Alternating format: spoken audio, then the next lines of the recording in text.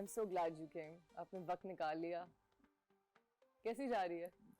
अल्हम्दुलिल्लाह, all good. अच्छा उसामा, आज मैं आपका इंटरव्यू कर रही हूँ. आज मैं आपकी को स्टार नहीं हूँ. जो लोग नहीं जानते, हमारा इस वक्त एक ड्रामा ऑन एयर है जिस पे हम थोड़ी देर बाद आएंगे. उसका नाम है गैर. देखना ना भूलिएगा. क्योंकि सब देख रहे हैं. क्योंकि सब देख रहे हैं. So, मुझे आपके बारे में बड़े मजे की बात पता चली. आप चार्टर्ड अकाउंटेंट थे. ये तो मैंने आपको बताया था. ये आपको कैसे पता चली? मुझे कब बताया था? बता ये बात हुई थी. ये बताया था. आपने एक बहुत एकेडमिक करियर छोड़ा और आप आर्ट्स में आ गए. किस लिए? पैशन हमेशा से था to be an actor? Honestly speaking नहीं था. नहीं था. टीवी पे आना था.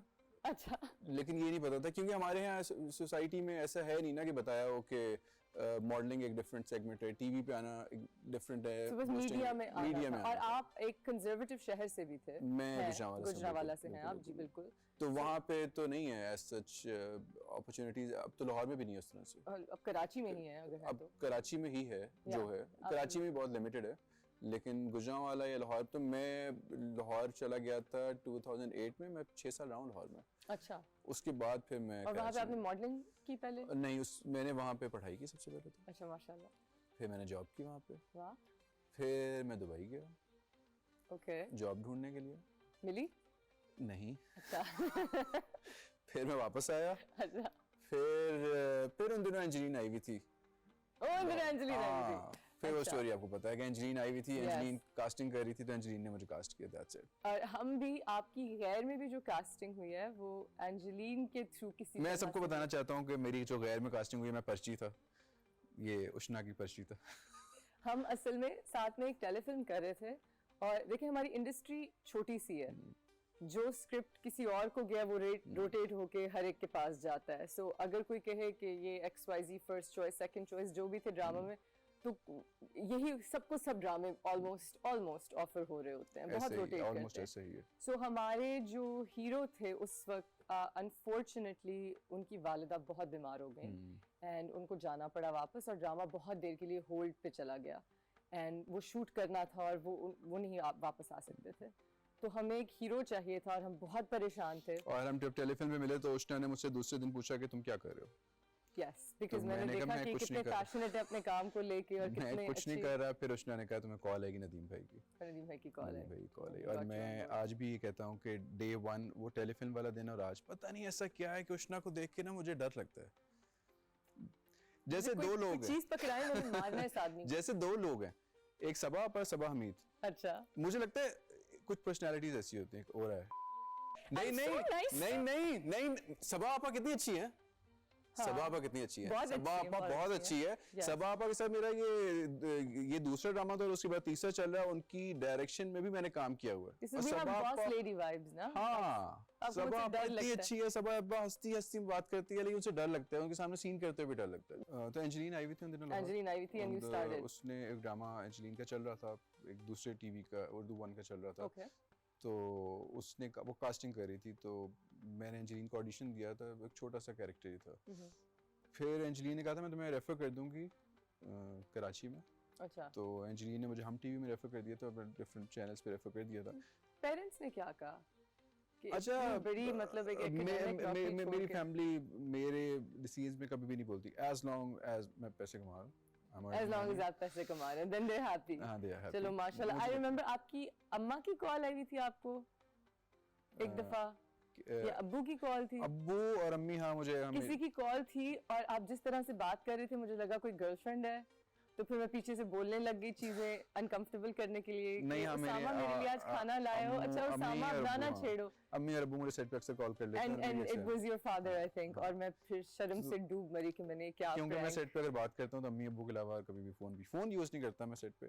मुझे लगता है काफी लोग यूज करते होंगे फोन सेट पे, लेकिन मैं बिल्कुल नहीं यूज करता. मेरे यासिर भाई को बहुत तंग किया घर में. मैं थोड़ी सी गुम थी घर में. थोड़ी सी स्पेस्ड आउट. थोड़ी सी. कभी आपको किसी ने बताया कि लाला से शक्ल मिलती है? अच्छा, शुरू में जब मैं कराची आया था तो बहुत से लोग मुझे देख के ऐसे कहते थे. मैं उस पर खुश हो जाता था. काफी शक्ल मिलती है माशाल्लाह. लेकिन वो भी हमारे शो पे आए थे. लेकिन मैं कभी मिला नहीं उनसे. मिले नहीं. मैं कभी मिलूंगा तो उनसे पूछूंगा. तो सामा एक्टिंग की सबसे मुश्किल चीज क्या है जो आपको लगती हो? मुझे जो लगा, मैं टेलीफिल्म कर रहा था, मेहरीन जबा के साथ एक सीरीज कर रहा था, और मेरी शूट थी नेक्स्ट डे, और उसमें सारे लोग थे, भानिया, आसिम वगैरह, सबकी डेट थी, और मेरे मामू की डेथ हो गई थी। और मुझे उस टाइम पे एहसास हुआ कि मैं छोड़ के नहीं जा सकता था, क्योंकि आपके घर में जो मर्जी हो, आपकी किसी से लड़ाई हो, आपके जितने मर्जी मसले चल रहे हों, आप कभी भी ये नहीं कह सकते कि मुझे वापस जाना है, क्योंकि वो लोग आपके एक्सक्यूज नहीं सुनेंगे। मेरे पहले ड्रामे में मेरी मामू की डेथ हुई, and I experienced the exact same thing. मैं जाना चाह रहा था लेकिन मैं नहीं जा सका। वो नेक्स्ट डे मैं चला गया था, एक दिन के लिए गया था बस, लेकिन ये मुझे पहले नहीं पता था। जब हम जॉब करते हैं तो हम कहते हैं अच्छा ठीक है यार, ले लेते हैं छुट्टियां 3-4 दिन के लिए। उस टाइम मुझे एहसास हुआ कि नहीं, दिस इज डिफरेंट। और ये इतना कोलैबोरेटिव काम है कि आप अगर मिस कर दें तो फिर काफी लोगों के स्केड्यूल्स ऊपर नीचे होते हैं, उनकी जॉब्स अफेक्ट होती हैं। ऐसा ही है, ये बहुत रूथलेस है। और इसीलिए मुझे लगता है कि उस्मान मुख्तार इस्लामाबाद में काम करना प्रेफर करते हैं, क्योंकि फैमिली वहाँ पर होती है। उनकी फैमिली वहाँ पे है, वो कराची में उन्होंने एक्सपीरियंस किया था, लेकिन उनको फिर इसीलिए जाना पड़ा। Yes, absolutely. तो मुझे लगता है कि सबसे करियर वाइज सबसे मुश्किल काम ये है कि अपनी फैमिली से दूर है, मूड स्विंग्स भी हैं, तो आपका अगर अच्छा सीन है तो आपको वो करना है, आप वो नहीं दिखा सकते उस चीज़ को, और आपको डांट भी पड़ सकती है इस चीज़ के ऊपर कि आपका मूड क्यों ख़राब है। मेरे साथ ये हुआ अभी है। और क्राफ्ट के बारे में क्या सबसे मुश्किल है?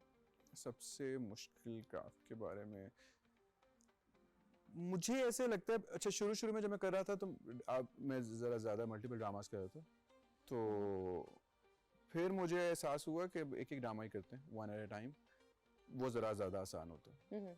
किसी और में आप कैरेक्टर कैरी करना वो सब कुछ ज़रा मुश्किल होता है। तो यहाँ पे आके अब ये हो गया कि अब मुझे लगता है कि इतना फील नहीं होता। अगर आपको मुश्किल पूछे तो मुझे नहीं लगता है कि एज सच मुश्किल होता है। इमोशंस को कैरी करना वो एक अलग चीज़ होती है जी। वो मुझे लगता है सभी एक्टर है तो कर ही रहे होते हैं।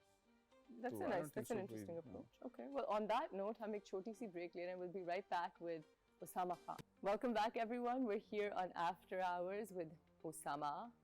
आपने भी एक फिल्म की, आपकी जो डेब्यू फिल्म है, बहुत मुबारक हो, नायाब. Thank you so much. With the very talented Yumna Zaidi. अब वो एक female centric फिल्म है. It's a women, उसका जो basic theme है women's empowerment है. आपने क्या सोच के ये रोल लिया है? कोई बहुत सोच समझ के इसको साइन किया कि अच्छा, मैं जिस शहर से हूँ ना, मैंने इसका जवाब दिया था, कहीं और शायद मिस हो गया, लोगों ने सुना ना हो। मैं जहाँ से हूँ वहाँ पे मैं देखता हूँ कि छोटे शहरों का सबसे बड़ा मसला क्या होता है। बड़े शहरों में, जब मैं कराची से गुजरांवाला से लाहौर गया तो मैंने सबसे पहली चीज़ क्या देखी कि ट्रैफिक है, सिग्नल पे लोग फंसे हुए हैं, गाड़ियाँ जा रही है, बच्चों को ड्रॉप करने जा रहे हैं। जब मैं कराची आया तो और मसरूफ जिंदगी, औरतें ड्राइव कर रही है, वुमेन एम्पावरमेंट जरा यहाँ पे आप शहरों में जरा ज्यादा देखते हैं एज कम्पेयर टू बड़े शहर लिबरल ज्यादा होते हैं। तो गुजरांवाला में आप क्या देखते हैं, बच्चे चने लेने जा रहे हैं, दही लेने जा रहे हैं सुबह नाश्ते पे, लेकिन आप ओवरऑल नहीं देखते। मैं उस शहर से हूँ, मैं सबको कहता हूँ कि ऐसे नहीं होना चाहिए कि अगर बीवी के सर में दर्द भी हो रही है ना तो वो अपने शौहर को बताएगी, और अगर शौहर का मूड खराब है तो उसको हॉस्पिटल नहीं लेके जाएगा, जो कि ये एक हमारे बेसिक राइट्स तो है ना। आप तो बिल्कुल इंडिपेंडेंस छीन लेगी। हाँ, मतलब इतनी तो देनी चाहिए ना, कि देनी तो खैर मैं कहता हूँ देनी क्या बात होती है, उनकी अपना राइट है, बेसिक राइट है। तो मुझे ये, जब मैंने स्टोरी पढ़ी तो एक लड़की की कहानी थी जो कि कैसे बैकग्राउंड से आई थी, जिसके बाप ने भी उसको सपोर्ट किया, जिसके भाई ने भी उसको सपोर्ट किया, और मुझे लगता है कि मैं भी ऐसा भाई हूँ जो अपनी बहन को सपोर्ट करूँ, या मेरे अब्बू ऐसे बाप हैं जो अपने बच्चों को सपोर्ट करें या अपनी बेटियों को सपोर्ट करें। मतलब मेरे अब्बू ने हमेशा ये कहा है कि अगर बेटी ड्राइव करना चाहती है तो इट्स ओके करे, जॉब करना चाहती है तो औरतें पढ़े, मेरी बहनें दोनों पढ़ी,